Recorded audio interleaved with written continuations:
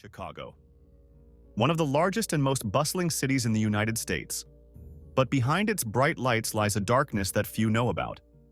In the year 2022, bodies of drowned people began appearing in the waters of Lake Michigan and the Chicago River. At first glance, these seemed like accidents, but the number of victims was alarming. Over a period of 18 months, the police recorded at least 16 such cases. These were men and women of different ages, but they all had one thing in common. Their bodies were found days or even weeks after they had gone missing.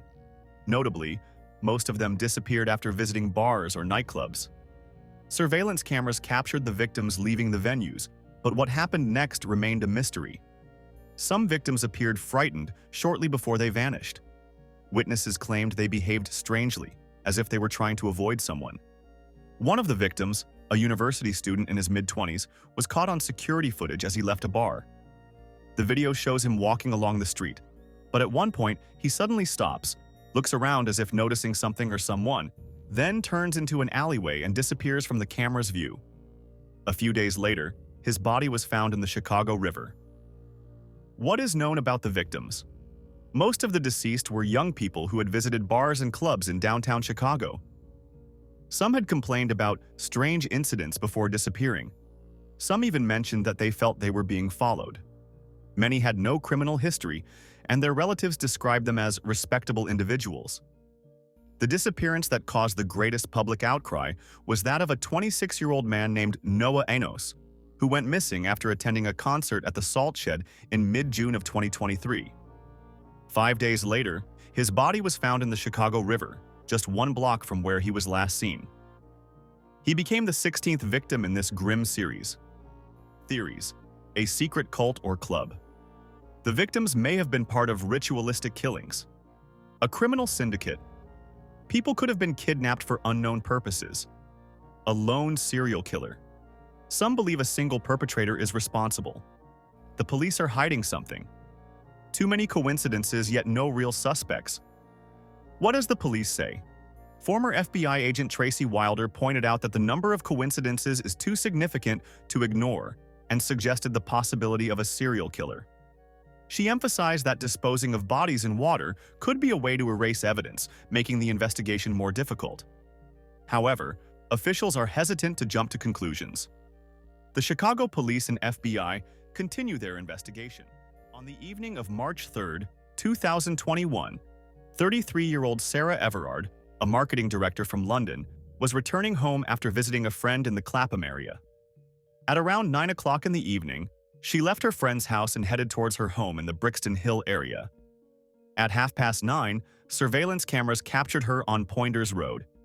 She was talking on the phone with her boyfriend, with whom she had arranged to meet the next day. However, she never made it home. Her disappearance triggered a large-scale search operation. On March 10th, human remains were discovered in a large bag in a wooded area near a former leisure center in Great Chart, 2 miles from Ashford, Kent. On March 12th, Sarah's body was identified through dental records. During the investigation, 48-year-old Metropolitan Police Constable Wayne Couzens, who served in the Parliamentary and Diplomatic Protection Unit, was arrested. He was charged with the abduction and murder of Sarah.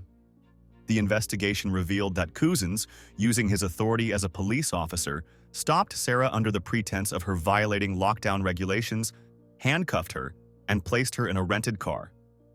He then drove her to Dover, where he raped and strangled her before burning her body and disposing of the remains in a nearby pond. This crime caused a widespread public outcry in the United Kingdom. Women across the country began sharing their experiences of harassment and violence, demanding that the authorities take measures to ensure their safety. On March 13th, a vigil in Sarah's memory was held in Clapham Common. The police attempted to disperse the gathering due to lockdown restrictions, which led to public outrage. On September 30th, 2021, Wayne Couzens was sentenced to life imprisonment without the possibility of parole. The judge noted that Couzens' abuse of his official position to commit such a heinous crime had severely undermined public trust in the police. This tragic event highlighted the urgent need to reassess approaches to women's safety and sparked discussions about reforming law enforcement agencies in the United Kingdom. Gabby Petito was a young American blogger who, along with her fiancé Brian Laundrie, embarked on a road trip across the United States in a van, documenting their adventures on social media. The couple began their journey in the middle of summer, planning to visit several national parks and landmarks. At the end of August, all contact with Gabby suddenly ceased. Brian returned home to Florida alone, refusing to explain where his fiancée was. This raised serious suspicions and quickly attracted public and law enforcement attention. Discovery of the body and investigation. Several weeks later, in mid-September, a body was discovered in Grand Teton National Park in Wyoming. It was later identified as Gabby Petito. The medical examination determined that the cause of death was strangulation, which had occurred approximately 3 to 4 weeks before the body was found. Gabby Petito's case gained massive public attention thanks to social media users' involvement. Thousands of people worldwide followed the developments, shared information, and proposed theories about what had happened. Some users on TikTok and Reddit even provided valuable leads that assisted in the investigation, highlighting the growing influence of social media in modern crime solving.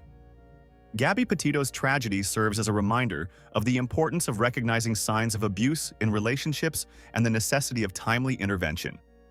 It also underscored the power of social media in spreading awareness and bringing attention to cases like this. Gabby's memory continues to inspire many to advocate for justice and safety. The Cart Killer. A series of mysterious murders that shook Virginia and Washington. Late autumn of 2021. Cases of missing women became increasingly frequent in the state of Virginia.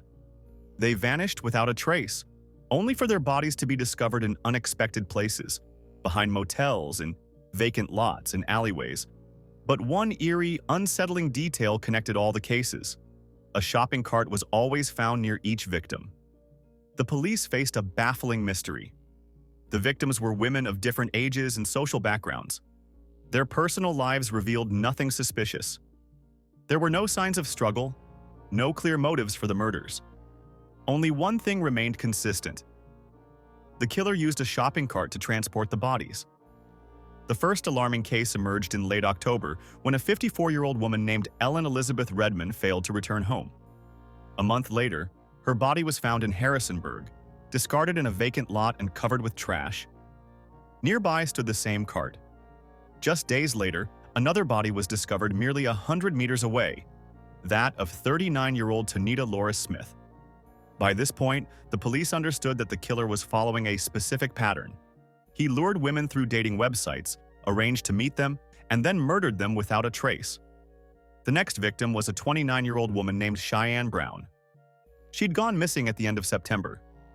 Her family searched desperately for her, until 3 months later, her body was found in a dumpster behind the Moon Inn Motel in Fairfax County. Under a pile of garbage lay 2 bodies.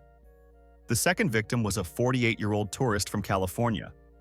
Surveillance cameras captured a man pushing a heavy cart out of the motel a few days earlier. This became the first real breakthrough in the investigation. In December of that year, police arrested a 35-year-old man named Anthony Eugene Robinson, an ordinary person with no criminal record. He worked as a laborer and did not raise any suspicions among his neighbors. However, a search of his home revealed incriminating evidence: messages with the victims, records of meetings. Everything pointed to him as the one responsible for the string of murders. But there was one problem. During the investigation, the police discovered a new body. A woman found in a cart near a train station in Washington had died in early autumn, months before Robinson's arrest. This raised a troubling question. Was he really acting alone? As of spring 2025, Robinson remains in custody, awaiting trial. But many questions remain unanswered. If he was the only killer, how can the other mysterious cases be explained? Could he have been just one part of a larger scheme? Investigators are still working to connect him to other disappearances. And one chilling, unchanging symbol continues to haunt this case: a lonely shopping cart left beside the victims. As we've seen, the world is filled with mysteries, dark secrets, and crimes that remain unsolved or leave us with more questions than answers. From the eerie disappearances in Chicago to the shocking betrayal of trust in London, Each case serves as a chilling reminder that danger can lurk where we least expect it. What really happened to these victims?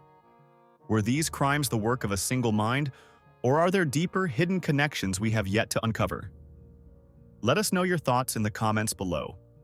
Do you believe the official investigations, or do you think there's more to the story? If you enjoyed this video, don't forget to like, subscribe, and turn on notifications so you never miss our next deep dive into the world's most haunting mysteries.